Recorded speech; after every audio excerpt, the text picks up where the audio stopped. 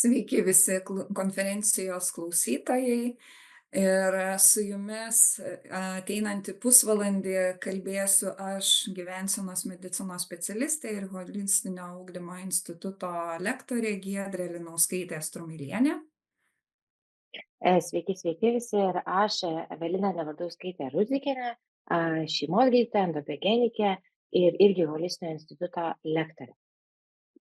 Na ir mes su Evelina vienos diskusijos metu iš tikrųjų taip visai netyčia išvystėme tokią mūsų pokalbio temą, kurią abidvi užsigeidėm pakalbėti ir šiandien kalbėsim apie naują normą amžėjant. Ir iš tiesų pradėti norisi nuo paprasto fakto, kalbant apie šią temą, su kuriuo susiduria beveik visi vyresni nei 30 metų amžiaus žmonės, bet skirtingame penkmetyje arba skirtingose dešimtmečiuose, kad nuo kažkurio amžiaus tarpsnio žmogus pradeda jausti, kad jis fiziologiškai keičiasi. Dabar madingas tas terminas amžėja. Ir amžėjant žmogus susiduria su daugeliu savijautos pokyčių. Gali kartais jis jausti, tarsi jis papuola į kitokią realybę. Kaip aš sakau, kaip baigęs mokyklą mokinys išeina į darbo rinką ir reikia laiko, kad jisai adaptuotųsi prie naujų taisyklių. Taip ir su amžėjimu. Ateina kažkoks laikas, kai tu jauti, kad jau nesi toks kaip anksčiau. Ir pamėginkime šios diskusijos metu atrasti pagrindinius momentus, kuriuos pravartu pastebėti ir galbūt pervertinti, ar ne, iš naujo.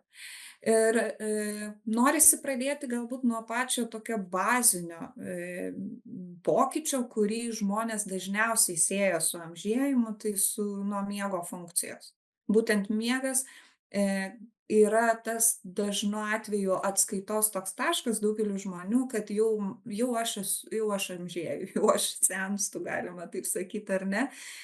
Ir vyresnio amžiaus žmonės dažnai būtent su miego kokybės ir trukmės pokyčiais sieja savo amžėjimą, negana to jie tai priima kaip naują normą.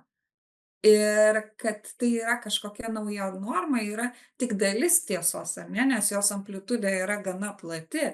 Ir daugelis šitų pokyčių atsiranda dėl natūralaus vidinio kūno laikrodžio pokyčių, kurie yra susiję su prachiazmatinio branduolio smegenyse funkcijos pasikeitimais, kuris sąlygojo hormonų, ten tokių kaip melatoninas ir kortizolis balanso pasikeitimas. Tai tarsi yra norma, bet žmonės pamiršta, kad normos amplitudės yra plačios ir kas vienam norma, kitam gali būti visai nenorma. Kaip tau atrodo, Evelina? O, man šitas labai patiko, kad tikrai sukišti visus į normą, tai čia kaip visus įdėti į vieną kažkokią tai formą, ne? O aišku, mes turim kažkokius bendrus principus, kurias veikiam, bet žinoma, kad mes galim o ką daryti, jeigu netelpam į tą normą, ne? Arba man ta norma netinka. Man labai patinka tas požiūris, va ta nauja norma ir amžėjant, ne? Nes vat nėra tokio lietuviško žodžio kaip vat gyvenimas, ne? Kaip mes patiriame tą gyvenimą skirtingais laikais. Nes, pavyzdžiui, gimimas irgi yra amžėjimas, ane, tai yra tu pereini iš vaisiaus į kūdikį, ane, tai jau yra pokytis. Brendimas irgi yra vienas iš pokyčių, ne, kuriame irgi gali būti miego sutrikimai tame tarpe. Lygiai taip pat yra, kai tu ilgą laiką esi tam tokiam suaugusio žmogaus laike, ane, ir tu pereini į tą kitą pusę gyvenimo, ane? Tai būtent ir yra, kad mes galim šnekėti apie tai, kad tai yra nauja norma ir jinai susijusi su įvairiais fiziologiniais pakeitimais ir miegas tikrai yra vienas iš tų, nes iš vis atrodo, ką mes čia miegam, ane? Nu, kam to miego čia mums reikia, ne? Gyvenimas mūsų laukia, ne? Mes čia trečdalį savo gyvenimo pramiegam, ne? Tai iš vis klausimas, kam to reikia.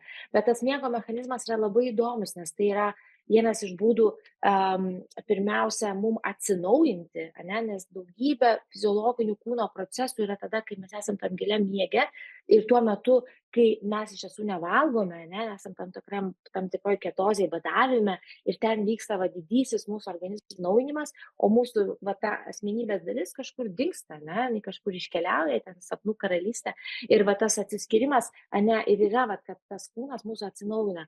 Ir tai ir yra vienas geriausių dalykų, ką žmogus gali savo padaryti, bet kai mes šnekėjom apie ligą arba pokytį, kokybiškai miegoti, išsimiegoti, nes pats geriausias dalykas.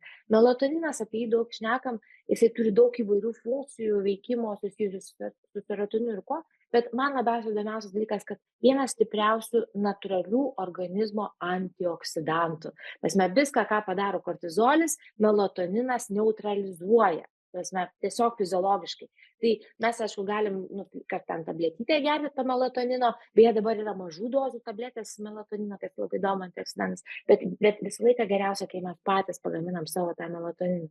Ir visiškai natūralu, kad su amžiumi jo mažėja, ir tai yra normalus fiziologinis procesas, bet kuris gali turėti mūsų kūnui, ne? Ir mūsų psichikai, ir mūsų bendravimui, ir dėl to tikrai svarbu į tai atsižvelgti.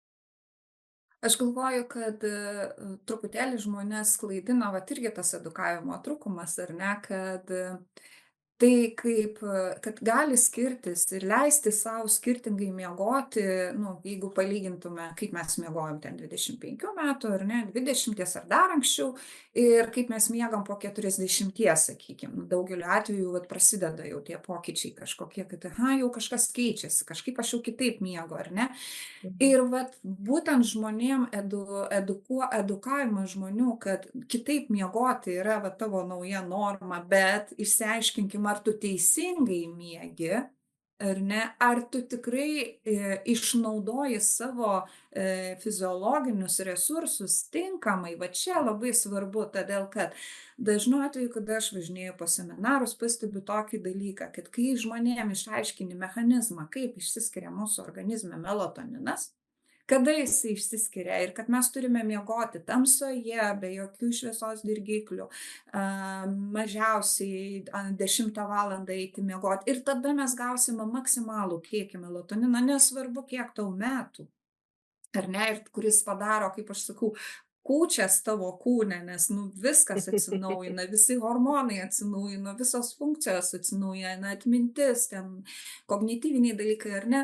Tai yra ta sąlyga sveikti melatonino Mhm. poveikis tavo Taip. kūne. Bet klausimas, ar tu padarai tuos žingsnius, kurie Mhm. privalomi tam, kad tavo kūnas išsilaikytų kiek įmanoma geresnėje savijautoje ant rytojaus. Nes tai, ką tu pridirbi Taip. naktį, lemia tavo savijautą ant rytojaus. Ir paskui žmogus sako, nu tai viskas todėl, kad prastai miegu, o dažniausiai viskas todėl, kad neteisingai miegu.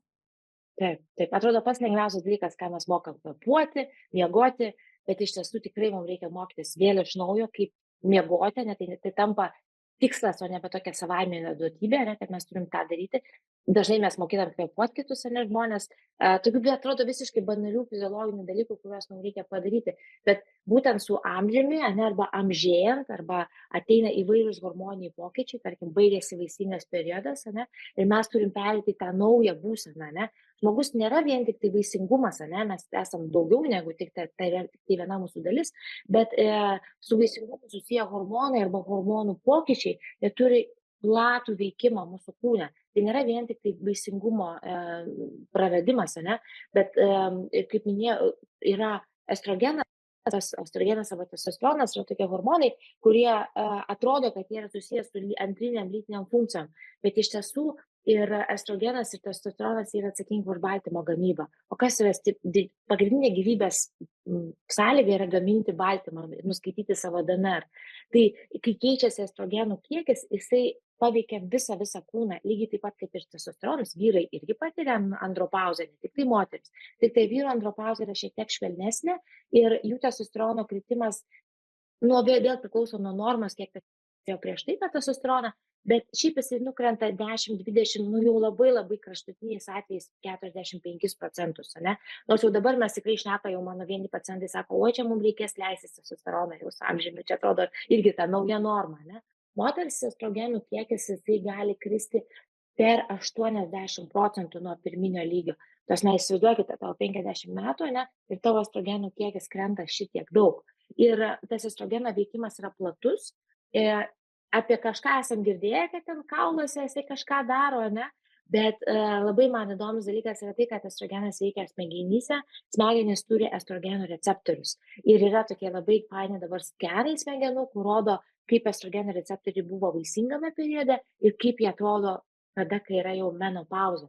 Ir Tai veikia mūsų neurotransmiterių gamybą, taip pat veikia tam melatonino gamybą, bet lygiai taip pat veikia ir mūsų dopamino arba serotonino gamybą, ne, kurie atsakingi už mūsų nuotaiką, užtikrintumą savim, tikslą, ėjimą. Ir čia mes vėl šnekame apie tą naują normą. Kokia yra nauja norma būti tame būsenoje, kai tu, pavyzdžiui, neturi to serotino kiekio, kurį turėjai anksčiau, arba neturi to dopamino kiekio, kurį turėjai anksčiau. Ir šitoj vietoj ir yra vėl šnekėjimas apie tai, bet iš tiesų mes turbūt pasirinkam šitą temą, nes aš, pavyzdžiui, visą laiką šneku apie tai, kas vyksta su manim, ane. Tai man dabar reikia atsakyti naują, kur čia mano, ane, ta nauja norma, kai man vat yra va tas sekantis 50 metų, ane. Ir kur čia, aš neturiu moterų, kurios galėtų sekti. Nu, nėra tų moterų, ta prasme, vyresnių moterų, kurios būtų matomos erdvėje. Mhm. Žinokit, įvyko stebuklas, buvo Victoria's Secret demonstracija apatinių, kur tos moteriškės eina su sparnais, tokios visas gražios. Žinokit, įvyko stebuklas, praėjo moteris, kuriam buvo virš 50 metų, kokios 3. Ir Prašau, viena buvo plus saidinė. prašau. Kažkokie pokyčiai vyksta visuomeniai, bet vat norisi dar vat atliepti, kalbant, baigiant kalbėti apie miegą, kaip jisai Taip. yra svarbus. Iš tikrųjų, vat užsiminei, Evelina, apie testosterono kiekį ir atsiminiau vieną mokslinį tyrimą, kuris parodė tokius labai įdomius rezultatus. Vyrai, kurie miega mažiau kaip 7 valandas, bet turi tokį įprotį miegoti mažiau kaip 7 valandas, tyrimo metu buvo tyriami nuo 35 metų iki 45 metų amžiaus vyrai. Jie per savaitę laiko sumažina testosterono kiekį ten iki 10% per savaitę laiko. Vyrai, Per kurie miega savaitę. 5 valandas, turi įprotį tokį, sumažina ir iki 15% testosterono kiekį. Tai kai natūraliai vyrui kas 10 metų būdinga sumažinti, kad tas sumažėjimas testosterono kiekio tik 1%. Tai įsivaizduokit, kokią įtaką turi melatoninas, ar ne, vat jo gamyba, netgi hormonų gamybai. Ir iš tikrųjų su miego funkcija labai glaudžiai tiek teigiamai, tiek neigiamai yra susijęs fizinis aktyvumas. Ir fizinis aktyvumas didina serotonino kiekį, apie jį šiek tiek užsiminėm, bet nepasakėm vienos tokios paslapties, kad būtent serotonino kiekis dieną, ar ne, užtikrina, kiek išsiskirs melatonino naktį. Nes iš triptofano, kurį mes ten gaunam su maistu, ir iš serotonino gaminasi melatoninas naktį.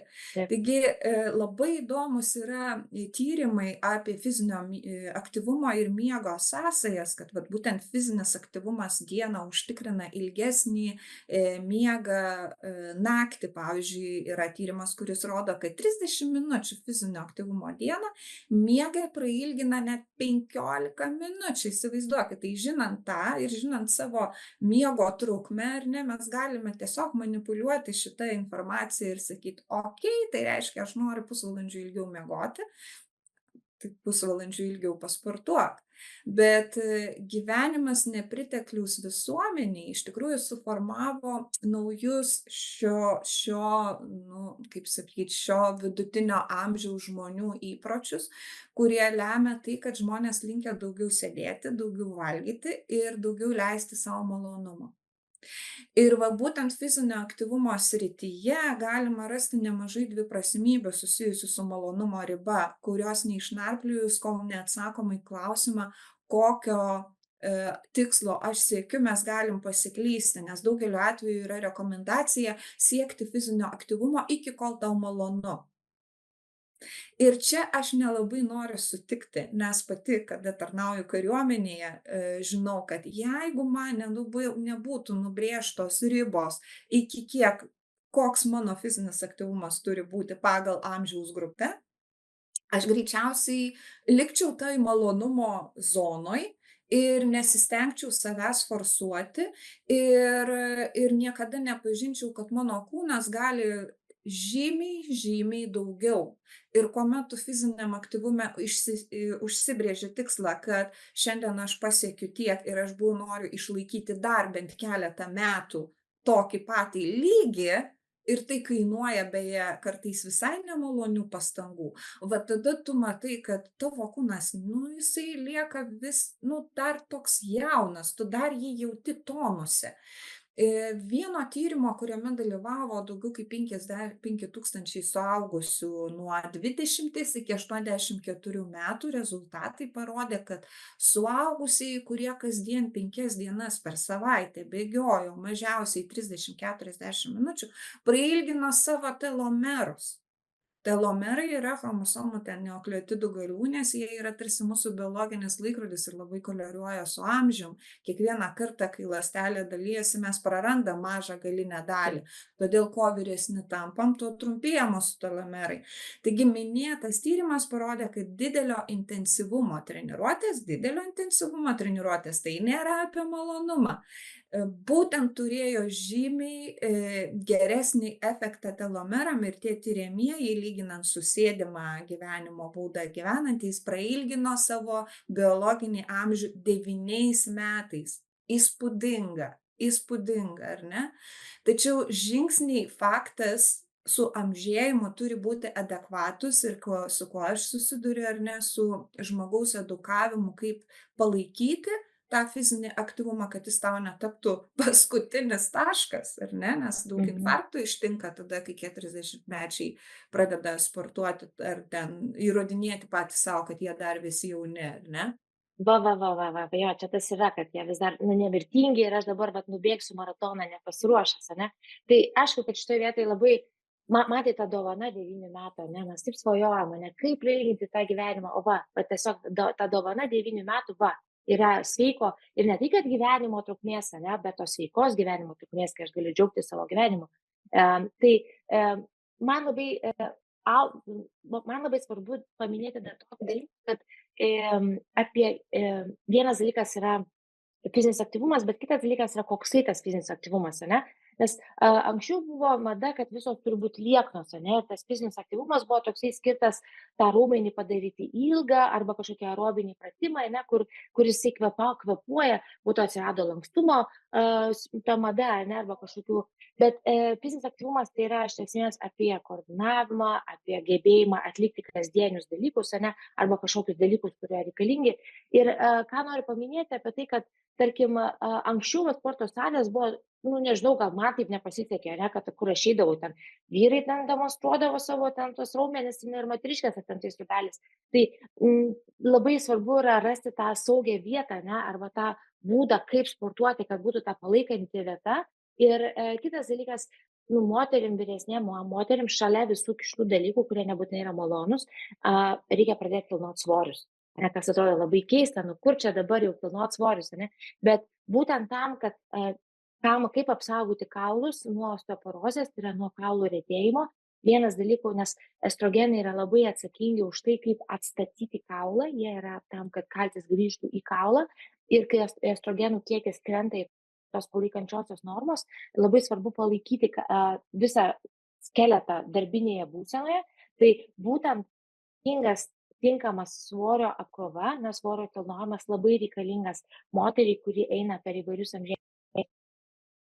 Taip, Evelina, labai geri pastebėjimai ir iš tikrųjų, bet dabar pereinant prie kitos mūsų truputėlį dalies, norisi pasakyti, kad kalbant apie amžėjimą, labai svarbu tiek moterim, vyram ir iš tikrųjų turbūt bene svarbiausias toksai momentas psichologinis amžėjimo priėmimas. Tiek moterims, tiek vyrams tai kelia daug klausimų, kartais net liūdesio ir verčia ieškoti filosofijos, kuri padėtų jaustis gerai šitoje jaunystės bumo apsėstoje visuomenėje, ar ne? Ir pastebim, kad amžėjant žmonės tarsi tampa stigmatizuojami dėl to, kad jie amžėja, ar ne? Ir tai kai kuriems kelia nemažai kančios, moteris iš tos kančios pradeda daryti visiškai sveikatai nepalankius dalykus, leistis įvairiausias toksinės medžiagas į savo kūną ir taip toliau. Taip ir, bet paminėjai tą žodį filosofinis, tai Faustas, ane, toksai daktaras, kuris norėjo amžinos jaunystės, tai sakė, velniui sakė, aš noriu vėl mylėti taip, kaip buvau jaunas, ane, kad jis nori tos tokio aistros gyventi, ane, arba tai gal, manau, kad paprasčiausias dalykas, kad dabar žmonės gyvena ilgiau ir moteris gyvena ilgiau. Moteris visada gyveno ilgiau, bet moterų vidutinė gyvenimo trukmė 35 metais bus 82-83 metai vidutinė gyvenimo trukmė. Prieš porą 50 metų buvo tik tai 60. Tai dėl to dabar tų vyresnių moterų tiesiog yra daugiau, ane, ir jos tampa matomos. Ir dabar klausimas, kam to reikia, ane, ką daryti. Aš šitoje vietoje truputėlį pasižiūrėjau, ar yra gyvūnų, kurie turi vyresnės pateles, kaip čia pasakyti, ne? Tai būtent tos grupės gyvūnų, kurios yra beždžionės, gorilos, šimpanzės, banginiai įvairiai, normalai. Tai yra tokios bandos, kur yra banda, kur yra labai daug sudėtingų, pavyzdžiui, medžioklės situacijų, ne, arba maisto gamybos situacijų. Ir va būtent tos, ten tie vyrai, tai ten tie patinai, jie ten sukovoja ir jie gali mirti, o būtent moteris yra ta informacijos nešėja ir ta, kuri laiko tą bandą, grupę kažkokioj būsenoje, ne, tos resursus palaiko, kad nebūtų išsitaškymo resursų ir būtų viskas vietoj vienod. Ir plus informacijos pateikimas, tų jauniklių ugdymas ir ta empatija, ne. Tai būtent ta tokia nauja norma ir yra va, ta psichologinė būsena, kad tai yra normalu, kas vyksta su mano kūnu, ne? Aišku, aš juo rūpinuosi taip, kaip galiu, ne? Bet tai ir yra, kad, nes tikrai daug yra šnekų, kad aš negaliu pakęsti savo senstančio kūno, ne? Ir tas jaunystės kultas, ne, jis ir yra, žinoma, vienas dalykas yra prisižiūrėti save, ne? O kitas dalykas bandyti apsimesti tuo, ko tu nesi, ne? Tai čia ir yra apie tą buvimą va to kita va ta rudens to sezono būsenoje, ne, kuris pilnas yra vaisių, ne, pilnas spalvų, va tokios šiltos dienos kaip šiandien, bet tame rudenyje yra ir įvairių niuansų, kuriuos reikia mums atsižvelgti, ne. Tai būtent tas jaunystės kultas ir dabar keičiasi, aš labai to džiaugiuosi, bet būtent pat mes, ne, moteris, ir turim kurti tą role modelį, ne, va tą, va, kaip reikia senti, nes mes nelabai žinom, kaip tą reikia daryti. Ir tuo pačiu, tai, nes keičiasi mūsų psichologija, keičiasi fiziologija ir reikia rasti tą naują tikslą, ne, kuo būti, ne, šitame amžiuje, kaip amžius, ne, kuo būti užaugus, tai dabar kuo būti tame kitame etape, ne? Taip, ir nuo amžėjimo psichologinio priėmimo labai priklauso ir Mhm. asmens seksualumas. Tema, kuri Taip, su kiekvienu dešimtmečiu vis labiau slepiama po eglišakėm, kaip tos gėlės prieš mhm. žiemą, ar ne? Ir kalbant apie seksualumą, nu tai yra iš tikrųjų daugeliu atvejų, ypač Lietuvoje, tai tarp vyresnių moterų tabu. Ir va Taip, tiktai vienoj teko stovykloj padalyvauti, kur labai nustebau, kad moterys susibūrusios į tokį labai uždarą ratą, jos prabyla ir jos visos susiduria, kalbu apie moterim, net neabejoju, kad vyrai tą patį išgyvena, jos visos turi tas pačias problemas, jos visos su tais pačiais netikėtumais susiduria, bet ši problema taip giliai užkasta ir tiek jos paliktos vienos su savim, kad tai tampa daugeliu atvejų labai nemalonia nauja norma. Bet šitą naują normą priimant, aš visą laiką siūlau sau atsakyti į du klausimus, kas yra seksualumas ir kas yra intymumas. Ar ne? taip, taip, Seksualumas tai yra būdas, kuriuo mes patiriam ir išreiškiam save seksualiai. Ir tai apima jausmus, ten troškimus, kažkokius veiksmus ir tapatybę ir gali apimti daugybę skirtingų fizinių prisilietimų arba stimuliavimo tipų. Intymumas yra artumo ir ryšio jausmas santykiuose, kuris gali būti su fiziniu suartėjimu, ar ne, arba be jo. taip, Ir amžėjimas atneša gyvenimo pokyčius, kurie gali sudaryti galimybę vyresnio amžiaus žmonėm iš naujo apibriežti, ką jiems reiškia seksualumas ir intymumas. Kai kurie vyresni suaugusieji siekia ir seksualinių, ir intymių santykių. Kai kurie tenkinasi vienu be kito, o kiti gali nuspręsti vengti kažkokių tai santykių.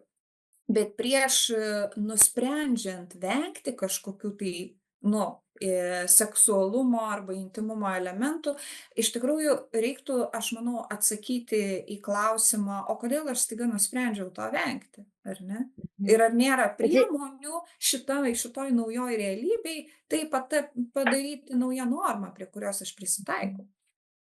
tas moters seksualumas labai dažnai siejamas su dėkingumu, ane, ir vaikais, kad va, tas intymumas yra skirtas būtent nėštumui arba pastojimui ir gaunasi, kai tas vaisingas periodas baigėsi, tai kas čia aš esu toliau, ane, kur tas intymumas. Ir, bet tai yra ta pamatinė mūsų gyvybinė energija, ne, tai jinai gali būti apipinta visokiom gėdom, kaltėm ir įsitikinimais, ne, bet tai yra ta pamatinė, vat, manęs kaip žmogaus ir manęs kaip moters energija, kuris skleidžiasi. Ir kaip aš tą energiją priimu, ne, tai ir yra tas pirmiausia jautrumas sau, intymumas sau ir dalinimasis pirmiausia su savim, o po to su kitu.